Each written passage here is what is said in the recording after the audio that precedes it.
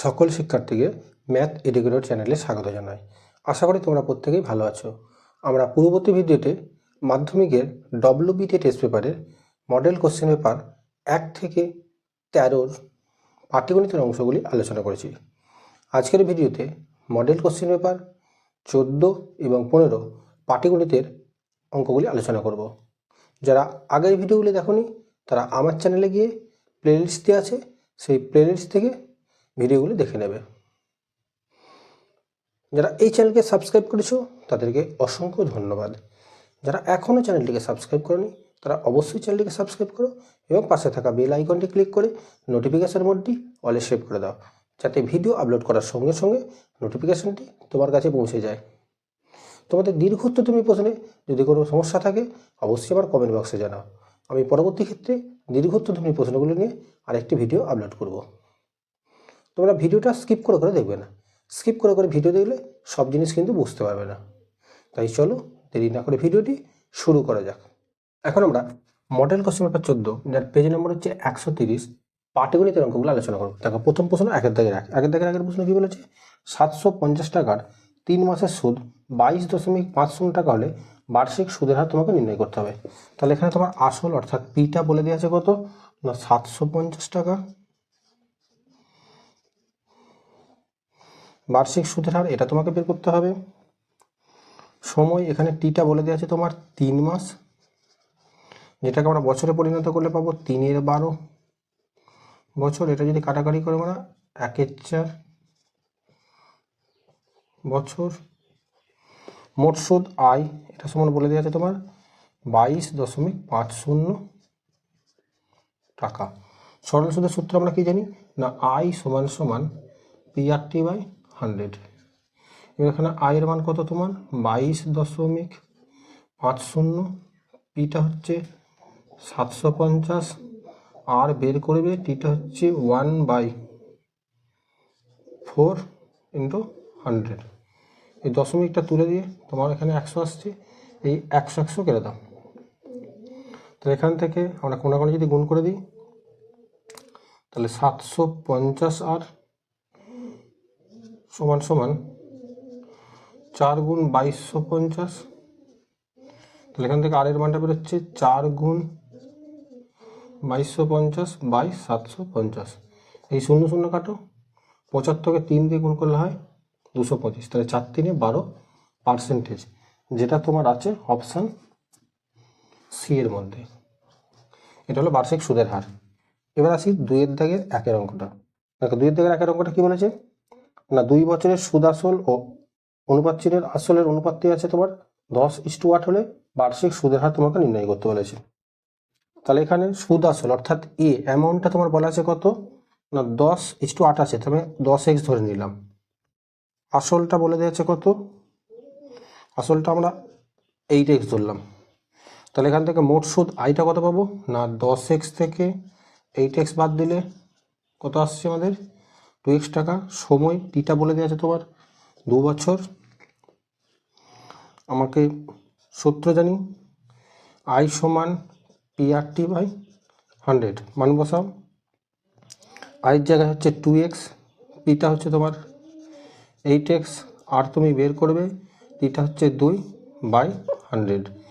এই x কেটে দাও, উভয় পক্ষ থেকে এই 2 কেটে দাও। এটা যদি 4 দিয়ে কাটাকাটি করো 4 2 8, 4 25 100। তাহলে এখান থেকে আমরা লিখতে পারি 2r = 25। তাহলে r সমান কত আসছে 25/2, মানে 12.5%। এটা হলো বার্ষিক সরল সুদের হার। এবার আসি 3 দাগের 1 অঙ্কটা। দেখো 3 দাগের 1 অঙ্কটা কি বলেছে, অংশীদারি কারবারের জন্য কমপক্ষে 3 জন অংশীদারের প্রয়োজন হয়। এই বিবৃতিটা মিথ্যা হবে। এবার আমরা 4 দাগের 1 অঙ্কটা করবো। দেখো 4 দাগের 1 অঙ্কটা কি বলেছে না 400 টাকা 2 বছরের সময় চক্রবৃদ্ধি 441 টাকা হলে বার্ষিক চক্রবৃদ্ধি সুদের হার নির্ণয় করতে বলেছে। তাহলে এখানে তোমার আসল এটা বলে দেওয়া আছে তোমার কত 400 টাকা, বার্ষিক চক্রবৃদ্ধি সুদের হার তুমি জানো না, ধরে নিচ্ছি আমরা বার্ষিক চক্রবৃদ্ধি সুদের হার এটা আর পার্সেন্টেজ সমান সমান আমরা ধরে নিচ্ছি এক্স পার্সেন্টেজ, সময় এন এটা সমান বলে দেওয়া আছে 2 বছর, সমূল চক্রবৃদ্ধি যেটাকে এ দিয়ে সূচিত করা হয় এটা বলে দেওয়া আছে তোমার 441 টাকা। তাহলে শর্তানুসারে আমরা কি লিখতে পারি, সমূল চক্রবৃদ্ধি সূত্র নিশ্চয়ই তোমরা জানো, P into 1 plus R by 100 whole to the power N সমান সমান এ। এবার মানগুলো বসিয়ে দাও। তাহলে পি এর জায়গায় 400, 1 প্লাস আর এর জায়গায় এক্স বাই 100 হোল স্কোয়ার, এটা সমান 441, 1 প্লাস এক্স বাই 100 এর হোল স্কোয়ার সমান সমান লিখতে পারো 441 বাই এই 400 দিয়ে এটা ভাগ করে দাও।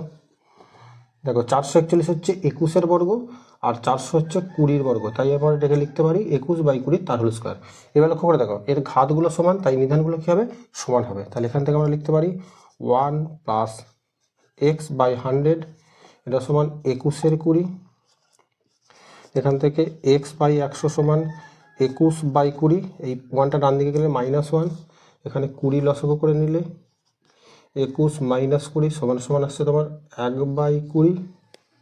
তাহলে অতএব এক্স সমান সমান 100কে 1 দিয়ে গুণ করলে তোমার আসছে 100/20। এটা কাটাকাটি করো, 20 × 5 = 100, অর্থাৎ বার্ষিক চক্রবৃদ্ধি সুদের হার তোমার 5%।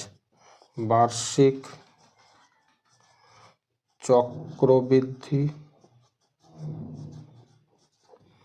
সুদের হার সমান সমান 5%, এটা তোমার উত্তর। এবার আমরা 4 থেকে 2 করব। দেখো 4 থেকে 2 অঙ্কটা কি বলেছে না তিনজন, এবার আমরা 4 থেকে 2 করব। দেখো 4 থেকে 2 অঙ্কটা কি বলেছে না 3 জন একটি ব্যবসার শুরুতে 1800 টাকা লাভ করে, যদি প্রথম জন তৃতীয় জন অপেক্ষা 100 টাকা বেশি লভ্যাংশ পায় এবং দ্বিতীয় জনের লভ্যাংশ অপর 2 জনের মিলিত লভ্যাংশের সমান হয়, তাহলে তাদের মূলধনের অনুপাতটা নির্ণয় করতে হবে। তাহলে এখানে দেখো প্রথম জনের লভ্যাংশটা কি বলেছে না তৃতীয় জন অপেক্ষা 100 টাকা বেশি। তাহলে আমরা ধরে নিচ্ছি,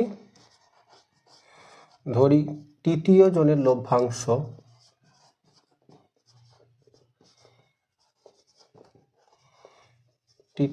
লভ্যাংশটা আমরা ধরে নিচ্ছি এক্স টাকা। তাহলে প্রথম জনের লভ্যাংশ কত না তার থেকে 100 টাকা বেশি, অর্থাৎ এক্স প্লাস 100 টাকা। দ্বিতীয় জনের লভ্যাংশ কত বলেছে না দ্বিতীয় জনের লভ্যাংশ বলেছে তৃতীয় জন এবং প্রথম জনের মোট লভ্যাংশের সমান, অর্থাৎ এক্স প্লাস 100, অর্থাৎ 2x প্লাস 100 টাকা। এবার মোট লাভ কত করেছে না মোট লাভ করেছে তোমার 1800 টাকা। তাহলে এখান থেকে আমরা শর্তানুসারে, তাহলে প্রথম জনের লাভ হচ্ছে তোমার এক্স প্লাস 100, দ্বিতীয় জনের লাভ হচ্ছে তোমার 2x প্লাস 100, আর তৃতীয় জনের লাভ ছিল তোমার x টাকা। মোট লভ্যাংশ ছিল তোমার কত টাকা 1800 টাকা। এবার এটাকে যদি সমাধান করা হয় তাহলে x 2x 3x 4x plus 100 হচ্ছে 200, এটা সমান আসছে তোমার 1800 টাকা। তাহলে এখান থেকে 4x সমান আমরা লিখতে পারি 1800 মাইনাস 200।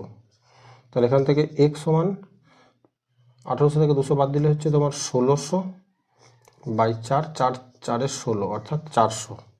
তাহলে x সমান হচ্ছে তোমার 400। তাহলে এখান থেকে আমরা লিখতে পারি প্রথম জনের লভ্যাংশ কত টাকা এক্স প্লাস 100। তাহলে এক্স এর মানে এখানে তোমার 400 প্লাস 100 সমান সমান কত হলো তোমার না 500 টাকা। তাহলে দ্বিতীয় জনের লভ্যাংশ কত হবে, দ্বিতীয় জনের লভ্যাংশ ছিল 2x প্লাস 100, অর্থাৎ 2 × 400 প্লাস 100, 4 × 800 আর 1 900 টাকা। তৃতীয় জনের লভ্যাংশ কত ছিল না তৃতীয় জনের লভ্যাংশ ছিল x টাকা, অর্থাৎ 400 টাকা। এবার তোমাকে উত্তরে বের করতে বলেছে 3 জনের মূলধন অনুপাত। দেখো কোনো শর্ত উল্লেখ করা না থাকলে মূলধনের অনুপাতে যা লভ্যাংশ অনুপাত কি হবে একই হবে। তাহলে এখান থেকে আমরা লিখতে পারি অতএব 3 জনের মূলধনের অনুপাত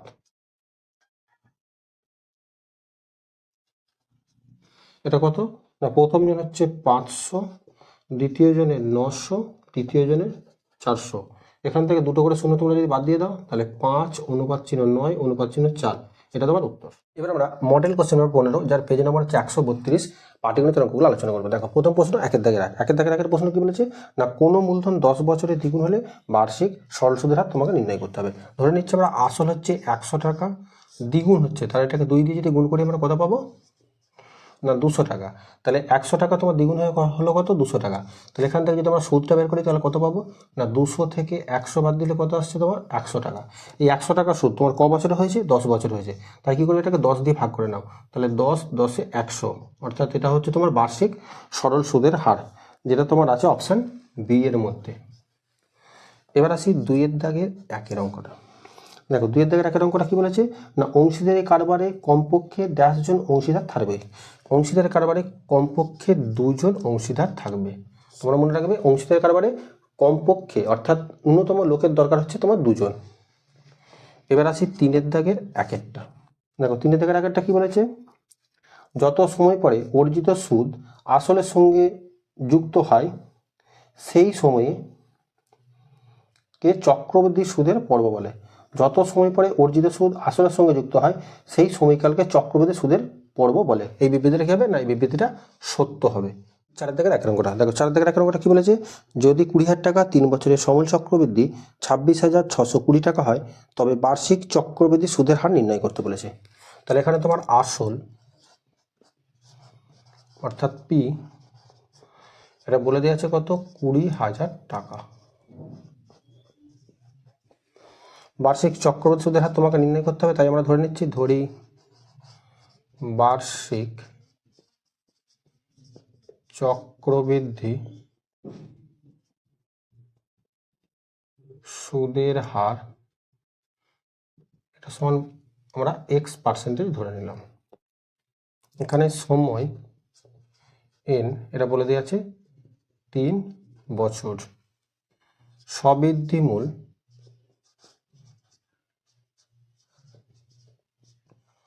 ক্যাপিটাল A এটা বলে দেওয়া আছে 26,620 টাকা। তাহলে সমূল চক্রবৃদ্ধি বা সবৃদ্ধিমূলের একটা সূত্র তোমরা জানো, তাহলে শর্তানুসারে আমরা লিখতে পারি P × 1 + R/100 whole to the power n এটা সমান A। তাহলে এখান থেকে আমরা লিখতে পারি P এর মান হচ্ছে তোমার 20,000, 1 + R এর মান হচ্ছে x/100, এর ঘাত হচ্ছে 3, এর মান হচ্ছে 26,620। তাহলে এখান থেকে 1 + x/100 whole to the power Q এটা সমান আমরা লিখতে পারি 26,620 বাই কত না 20,000। এই একটা শূন্য তোমরা কেটে দাও, এটা 2 দিয়ে কাটাকাটি করলে আসছে তোমার 1 3 3 1, এটা 2 দিয়ে কাটাকাটি করলে আসছে তোমার 1000। এবার দেখো 1331 হচ্ছে 11-র কিউব আর 1000 হচ্ছে 10-এর কিউব, তাই এটাকে আমরা লিখতে পারি 11/10 তার হোল কিউব। এবার লক্ষ্য করে দেখো ঘাতগুলো তোমার সমান আছে, তাহলে নিধানগুলো কি হবে সমান হবে। তাহলে এখান থেকে আমরা লিখতে পারি 1 + x/100 সমান 11/10। তাহলে এখান থেকে x/100 সমান 11/10 - 1, এখানে 10 লসাগু করলে কত আসছে তোমার 11 - 10 সমান 1/10। তাহলে অতএব x সমান 100কে 1 দিয়ে গুণ করলে তোমার আসছে 100/10, 10 10 এ 100। অতএব বার্ষিক চক্রবৃদ্ধি সুদের হার এটা তোমার হচ্ছে 10%। এটা হচ্ছে তোমার উত্তর। এবার আমরা 4 থেকে 2 অঙ্কটা করব। দেখো 4 থেকে 2 অঙ্কটা কি বলেছে, A 600 টাকা কিছু সময়ের জন্য এবং B 900 টাকা 4 মাসের জন্য ব্যবসায় নিয়োগ করে। যদি A মোট লাভ্যাংশের 5 টাকার অংশ পায় তবে A কত সময়ের জন্য তার টাকা নিয়োগ করেছিল নির্ণয় করি। তাহলে আমরা ধরে নিচ্ছি ধরি A 600 টাকা, এর 600 টাকা এক্স মাসের জন্য নিয়োগ করেছিল।